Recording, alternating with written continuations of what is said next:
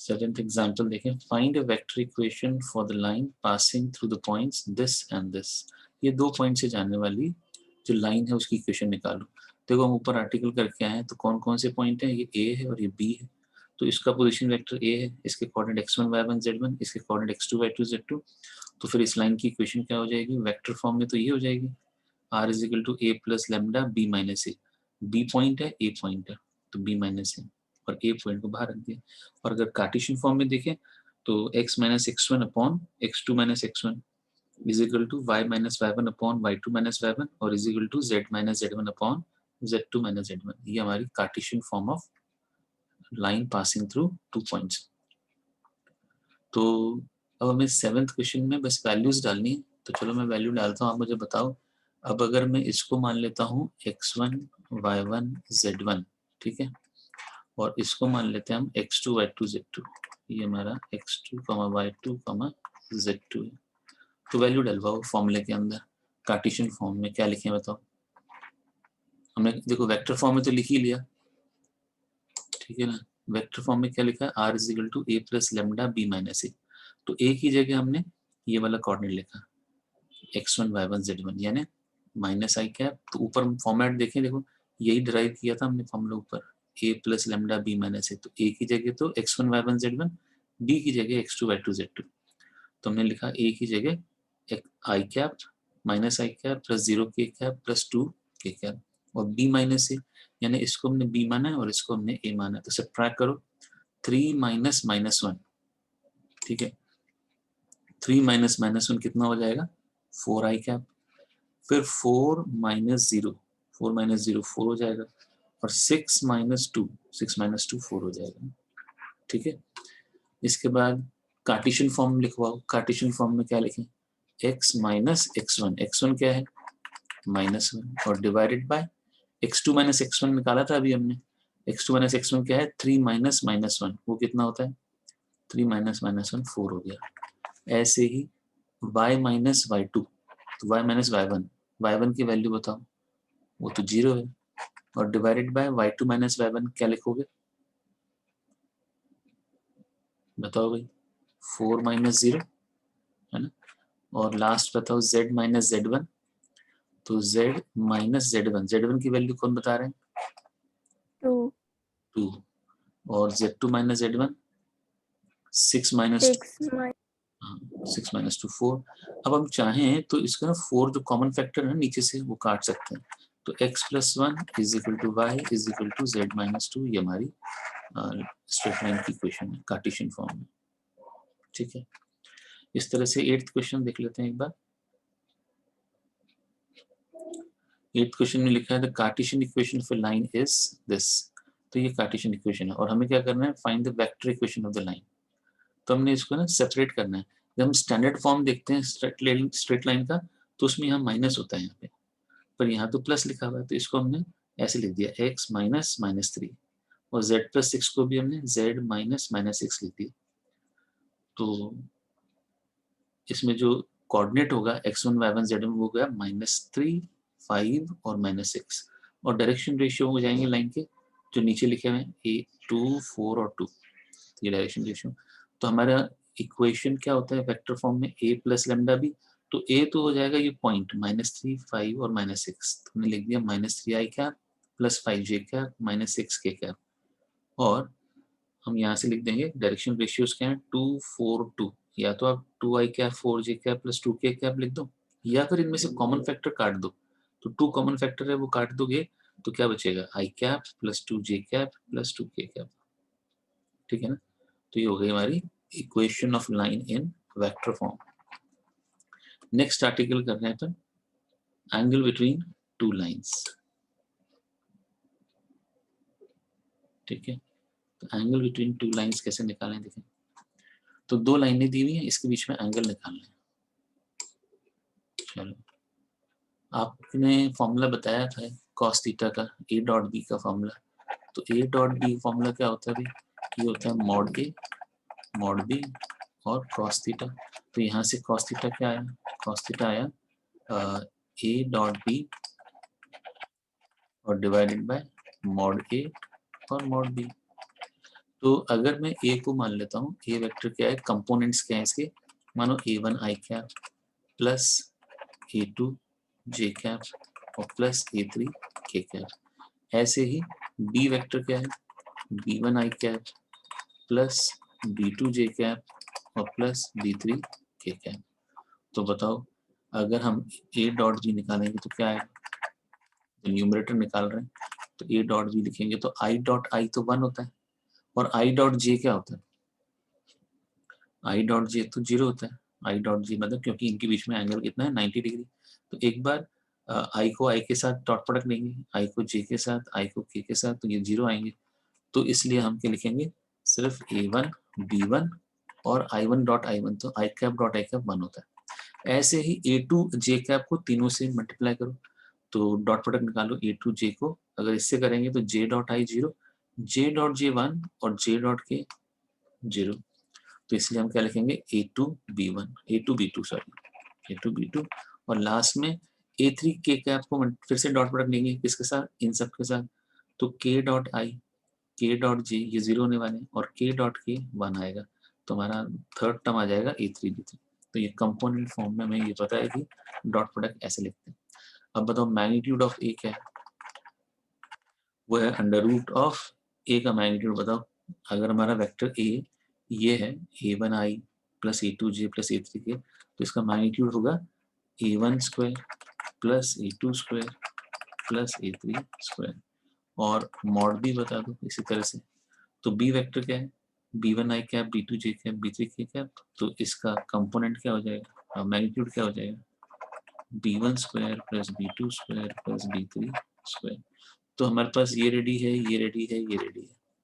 तो cos theta का formula फिर से लिखेंगे, a डॉट बी की जगह हम क्या लिख देंगे, a डॉट बी की जगह a1 b1 plus a2 b2 plus a3 b3 और डिवाइडेड बाय मॉड a की जगह under root of a1 square plus a2 square plus a3 square और दूसरा आ जाएगा b1 square plus b2 square plus b3 square.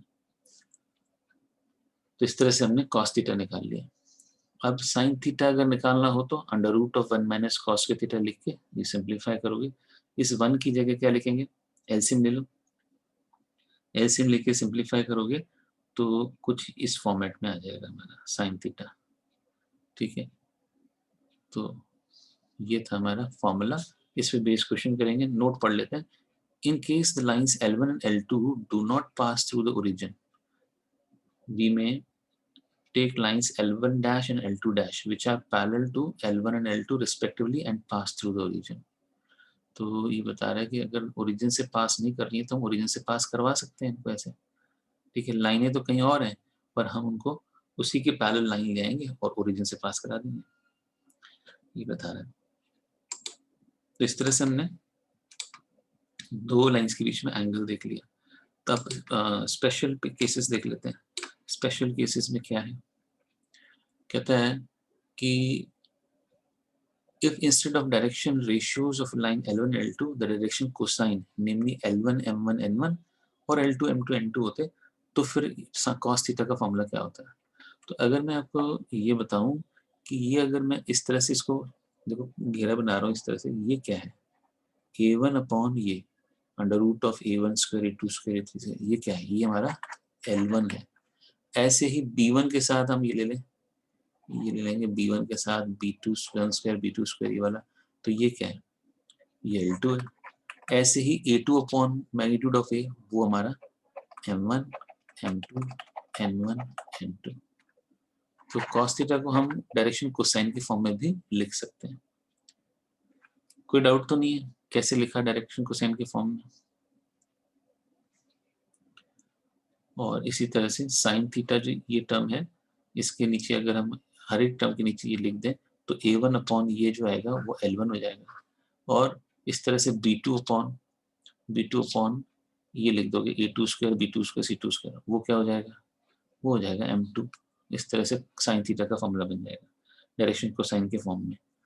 तो अब special cases क्या है, परपेंडिकुलर अगर कहते हैं थीटा 90 डिग्री हो तो फिर हम कौन सा फॉर्मूला यूज करेंगे, cos थीटा यानी cos 90 0 होता है।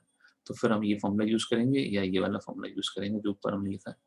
तो cos 90 जीरो होता है, तो उससे क्या आया, a1 a2 plus b1 b2 plus c1 c2 क्या हो जाएगा, जीरो हो जाएगा। ठीक है, when the two lines are perpendicular। और जब पैरेलल होता है तो फिर हम थीटा जब जीरो होगा, दो लाइनें जब पैरेलल होंगी तो हम इसको जीरो लिख सकते हैं, साइन थीटा को। साइन थीटा को जीरो लिखने से क्या होगा, ये पूरा न्यूमरेटर जीरो हो जाएगा, पूरा न्यूमरेटर जीरो हो जाएगा, यानी ये तीनों टर्म है ना स्क्वायर में, ये वाला स्क्वायर टर्म भी जीरो हो जाएगा, ये टर्म सेपरेटली जीरो होगा, ये टर्म सेपरेटली जीरो होगा। तो अगर मैं इसको जीरो लिख दूं, किसको जीरो लिखें, a1 b2 minus a2 b1, इसको अगर जीरो लिख दें तो क्या आया, a1 b2 is equal to a2 b1 आ जाएगा। तो इससे रेशियो बताओ, a1 upon a2 is equal to b1 upon b2। तो इस तरह से हम हर एक ब्रैकेट को, कौन से ब्रैकेट को, जो ये साइन थीटा में जो ब्रैकेट आया ना, ये स्क्वायर वाला टर्म, तो इसको जीरो लिखा तो हमें ये मिल गया, a1 upon a2 is equal to b1 upon b2। Second वाले को जीरो लिखेंगे तो b1 upon b2 is equal to c1 upon c2 आ जाएगा, और इसको जीरो लिखेंगे तो c1 upon c2 is equal to a1 upon a2। तो इस तरह से हम देख रहे हैं जब लाइन पैरेलल होती है तो हमारी कंडीशन जो क्या होनी चाहिए कि डायरेक्शन रेशियोज जो हैं वो सेम रेशियो में होनी चाहिए। इसके बाद ये वाला फॉर्मूला तो हमने सीख ही लिया, cos थीटा का फॉर्मूला, तो इस पे अप्लाई करते हैं, ये एग्जांपल है, इस पे अप्लाई करते हैं। तो इसमें आइडेंटिफाई करो, क्या आइडेंटिफाई करें कि हमारा ये कौन सा फॉर्मेट है, ये फॉर्मेट है r is equal to a plus और लेमडा b, और ऐसे ही ये सेकेंड लाइन है, दूसरी लाइन है, तो इसको a1 प्लस लेमडा b1 ले लेते हैं और इसको ले लेते हैं r is equal to a2 और प्लस लेमडा b2, ऐसा मान लो। तो जरा बताओ कि कैसे निकालेंगे एंगल। तो ये हमारा एक वेक्टर है और ये हमारा दूसरा वेक्टर है, इन्हीं दोनों से हमें एंगल निकालना है।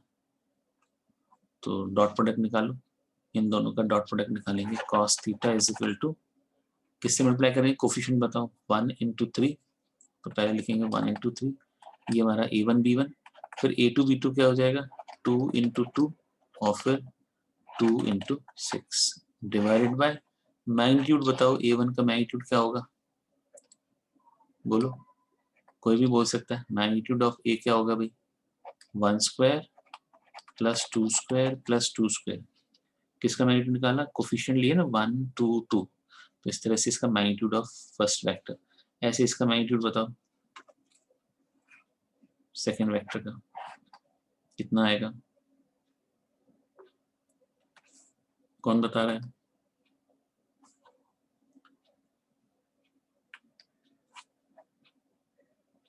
बोलो भाई, 3 square plus 2 square plus 6 square, तो बताओ cos थीटा क्या हुआ, 3 plus 4 plus 12 divided by under root of 9 और अंडर रूट ऑफ, ये हो जाएगा 49, तो कितना हुआ, 12 प्लस 4 16 प्लस 3 19 और डिवाइडेड बाय 3 इंटू 7, तो 19 अपॉन 21, तो थीटा कितना है, थीटा हो गया cos इनवर्स ऑफ 19 अपॉन 21 आ जाएगा। इस तरह से अपन एंगल निकाल सकते हैं। कोई डाउट इसमें, तो देखो आंसर आ गया 19 अपॉन 21। नेक्स्ट एग्जाम्पल कर रहे हैं अपन, एग्जाम्पल नंबर 10, बताओ इसमें क्या बोला है, कहता है find the angle between the pair. तो पिछले क्वेश्चन में तो हमें वेक्टर फॉर्म में दे रखा था और इस क्वेश्चन में क्या दे रखा है, हमें कार्टेशियन फॉर्म में इक्वेशन दे रखी है। तो डायरेक्शन रेशियोज क्या होंगे, तो ये पहली लाइन की डायरेक्शन रेशियो 3 5 4 और दूसरी लाइन की डायरेक्शन रेशियो 1 1 2। तो ये मेरा मान लो a1 है, इसको a1 मान लो, a2 और a3, और इसको मान लेते हैं b1 b2 b3।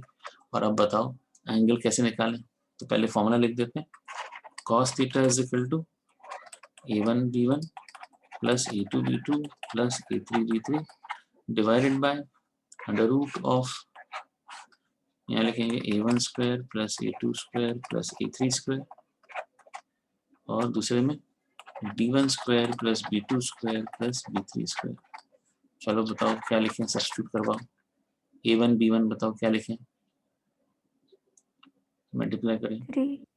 3 into 1 plus A2 B2 बताओ। 5 into 1 5 into 1 A3 B3 4 into 2 4 into 2 under root of 3 square plus 5 square plus 4 square और under root of 1 square plus 1 square plus 2 square. तो simplify करेंगे, cos theta is ऊपर आएगा 3 plus 5 plus 8 कितना हो गया 16 हो जाएगा न्यूमरेटर में, और डिनोमिनेटर में बताओ कितना आएगा 25 प्लस 16 प्लस 9 50 हो गया क्या, 50 का स्क्वायर रूट, और ये किसका स्क्वायर रूट है 4 प्लस 1 प्लस 1 6 का स्क्वायर रूट है ना। तो सिंप्लीफाई करो फर्दर, तो 50 को तो 5√2 लिख सकते हैं, तो 16 अपॉन और क्या लिख देंगे 5√2, और इसको भी √2 इंटू √3 कर दें तो ये 2 बन जाएगा, तो हो जाएगा 16 अपॉन 10√3। तो बाकी और सिंप्लीफाई क्या करें 2 से काट देते तो 8 अपॉन 5, और रैशनलाइज करना हो तो रैशनलाइज कर दो, तो ये हो जाएगा 8√3 अपॉन 15। तो ये तो कॉस थीटा है, तो थीटा क्या होगा, ये तो कॉस थीटा है, तो थीटा हो जाएगा कॉस इनवर्स, तो थीटा हो जाएगा कॉस इनवर्स ऑफ, और लिख देंगे 8√3 अपॉन 15। इस तरह से एंगल निकाल लेंगे। कोई डाउट, इजी है। नेक्स्ट देखें, नेक्स्ट है shortest distance between two lines. दो लाइंस के बीच में शॉर्टेस्ट डिस्टेंस कैसे निकालोगे, तो ये कैसी लाइंस होती हैं, इनको बोलते हैं स्क्यू लाइंस। ठीक है, देखो कोई भी दो लाइन से होती है ना, प्लेन पे अगर कोई दो लाइन हो तो वो या तो पैरेलल होंगी या इंटरसेक्टिंग होंगी, पर यहाँ पे ऐसा भी हो सकता है कि न तो पैरेलल है और न इंटरसेक्टिंग है। ऐसे लाइन इमेजिन कर सकते हो क्या स्पेस में, जो पैरेलल भी ना हो और इंटरसेक्टिंग भी ना हो, ऐसा हो सकता है क्या बताओ।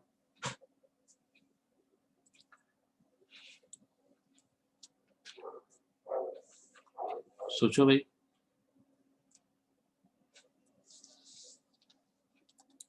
ऐसा हो सकता है क्या दो लाइंस आपस में पैरेलल ना हो और इंटरसेक्ट भी ना करें।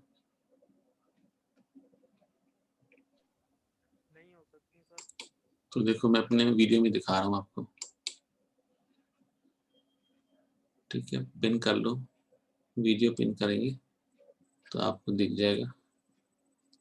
देखो मैंने दो पेन ले ली अपने हाथ में, तो अब मैं इसको इस तरह से होल्ड करूँ, ये दो पेन है, अब बताओ इनके बीच में क्या ये पैरेलल दिख रही है आपको स्पेस में, ये तो इधर जा रही है और ये इधर जा रही है, ठीक है, तो ये पैरेलल भी नहीं है और न ही ये इंटरसेक्ट कर रही है, तो इसका मतलब क्या है, इनको बोलते हैं स्क्यू लाइंस, और इनके बीच में शॉर्टेस्ट डिस्टेंस, तो मैं अपनी फिंगर रख रहा हूँ, ये जो मेरी फिंगर है ये जो है ना परपेंडिकुलर होगी, दोनों लाइन के परपेंडिकुलर है, ठीक है, दोनों लाइन के परपेंडिकुलर होगी, ठीक है, तो ये मुझे परपेंडिकुलर निकालना है इसका, तो दोनों लाइन के परपेंडिकुलर, तो इसको बोलते हैं shortest distance between two skew lines. चलो शुरू करते हैं, shortest distance between two skew lines,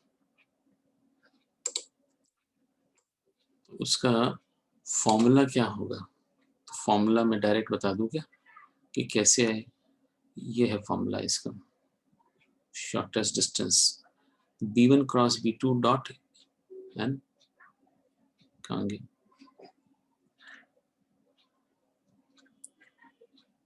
a2 minus a1 dot b1 cross b2 होना चाहिए।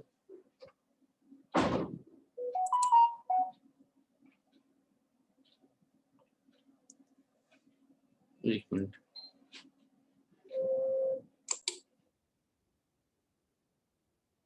तो फिर से समझेंगे, यहाँ पे जो ये दिया है a2 क्रॉस a1 दिया है, ये मिसप्रिंट है, आपको इसकी जगह क्या लिखना है a2 माइनस a1 लिखना है, तो फॉर्मूला हो जाएगा हमारा डिस्टेंस का d इज इक्वल टू, ये किसके बीच में है, दो लाइंस के बीच में, मानो ये दो लाइंस ये वाली है, एक लाइन L1 है, ये दूसरी लाइन L2 है, तो दोनों लाइन L1 और L2 की इक्वेशंस मान लेते हैं। पहली लाइन की इक्वेशन है R is equal to a plus lambda b1, थोड़ा सा इसको बड़ा कर देता हूँ, तो देखो r is equal to a1 plus lambda b1 मानो फर्स्ट लाइन की इक्वेशन है इसकी, और r is equal to a2 plus mu b2 वो दूसरी लाइन की इक्वेशन है। तो आपको एक वेक्टर बताना है जो दोनों के परपेंडिकुलर है, तो आप क्या करोगे, b1 और b2 का क्रॉस प्रोडक्ट निकाल लो। तो b1 क्रॉस b2 जो निकालेंगे वो ये परपेंडिकुलर लाइन आएगी जो इस लाइन की परपेंडिकुलर है और इसकी लाइन की भी परपेंडिकुलर है, दोनों के परपेंडिकुलर है। तो ये b1 cross b2 upon mod of b1 cross b2 ये हमारा यूनिट वेक्टर हो गया pq के अलावा, जो हमारा दोनों पे परपेंडिकुलर है। तो अब हमें क्या करना है, अगर इसका यूनिट वेक्टर n कैप है, ये n कैप है, तो इसका मैग्नीट्यूड मान लेते हैं कितना है, d है। तो फिर ये डिस्टेंस p से q क्या हो गया, वो dn कैप हो गया। ठीक है, अब मुझे ये वाला जो पॉइंट S है, ये हमारा पॉइंट है मानो A1 पोजीशन वेक्टर है, और ये जो T पॉइंट है वो A2 का पोजीशन वेक्टर है।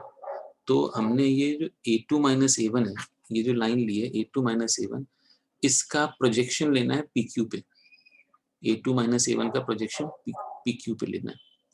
तो यानी यहाँ पे अगर मैं लेफ्ट साइड में दिखाऊं आपको कि n कैप जो था वो dn कैप, वो हमारा PQ है। PQ वेक्टर को हम dn कैप बोल रहे हैं, और हमें पता है कि n कैप क्या है, n कैप है b1 cross b2 upon modulus of b1 cross b2, यानी ये यूनिट वेक्टर को हम n कैप बोल रहे हैं। और ये कैसा वेक्टर है, दोनों लाइन के परपेंडिकुलर है।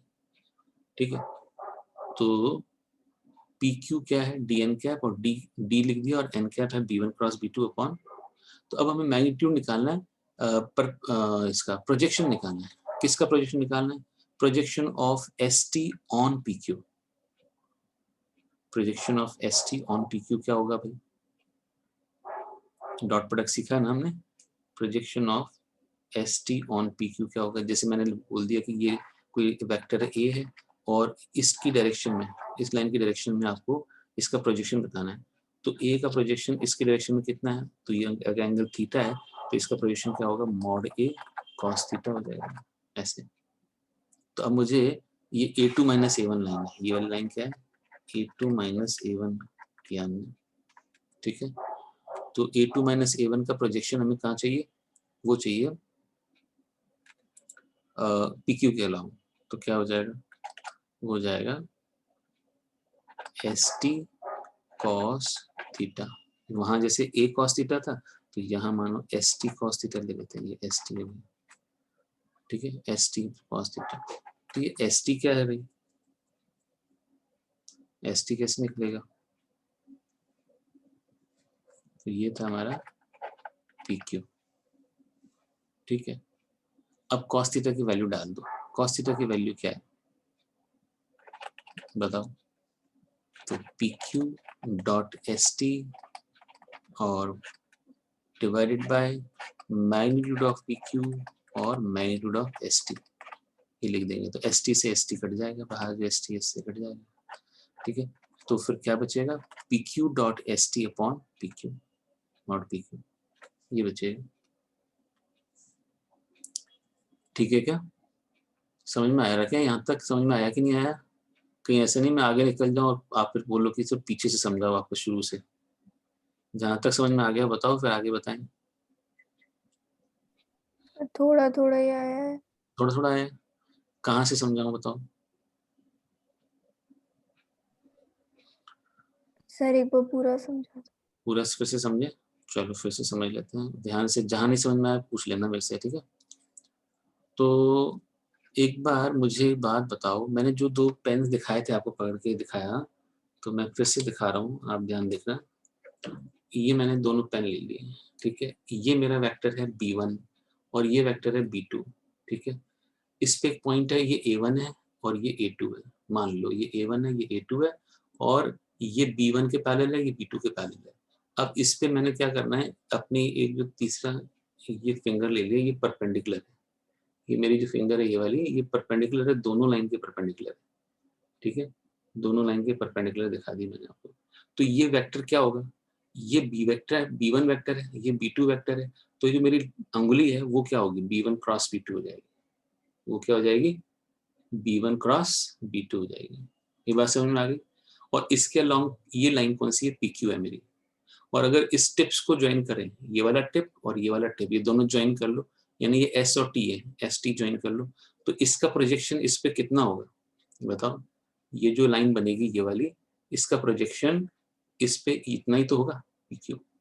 ये जो लाइन जा रही है ST, S और T को मिला लिया मैंने, ये जो मेरी ये वाली अंगुली है ये ST है, ST का प्रोजेक्शन ले लिया मैंने PQ पे, तो वो लेंथ कितनी होगी, PQ हो जाएगी।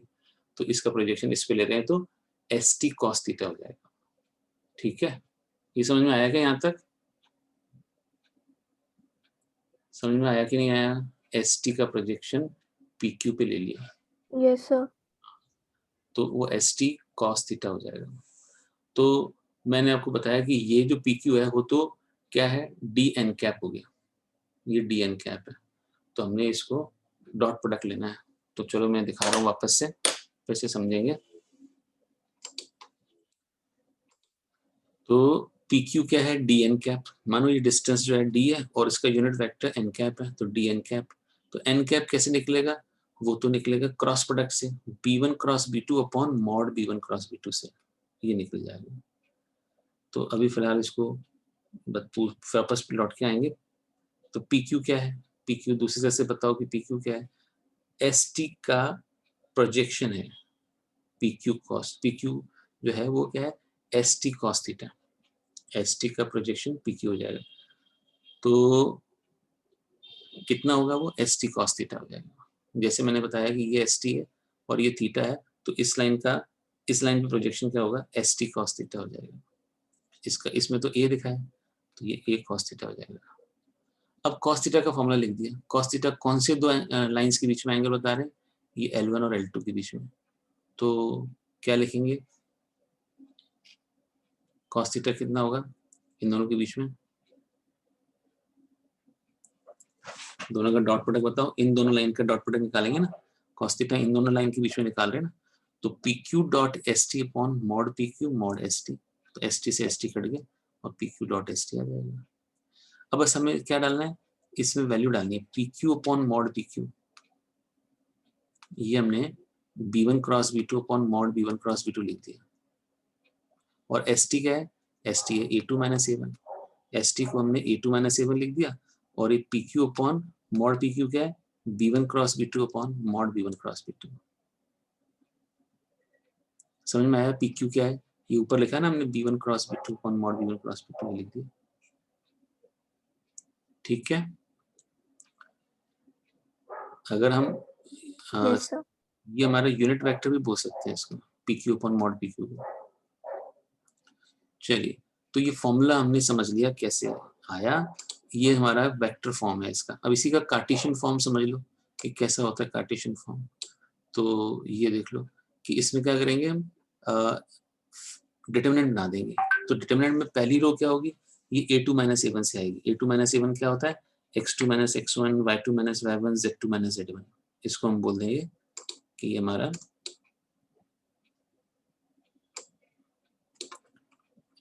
सॉरी हाँ हाँ जी,